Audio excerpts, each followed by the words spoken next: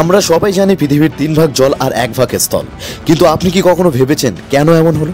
আজকের ভিডিওতে সেটাই বুঝে নিই।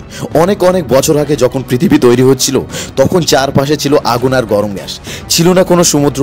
তখন প্রচুর গরম বাষ্প তৈরি হতো, আর সেটা একসময় ঠান্ডা হয়ে বৃষ্টিতে পরিণত হয়। সেই বৃষ্টি বছরের পর বছর পরে তৈরি করে বিশাল জলাধার, মানে সমুদ্র। বিজ্ঞানীরা বলেন এই জলের একটা অংশ এসেছে পৃথিবীর ভেতর থেকেই, যেটা বেরিয়ে আসতো আগ্নেয়গিরির মাধ্যমে। আরেকটা অংশ এসেছে মহাকাশ থেকে, বরফে ভরা উল্কা ও ধূমকেতু পৃথিবীতে এসে পড়ে, আর সেগুলোর মধ্যেই ছিল পানীয় জল।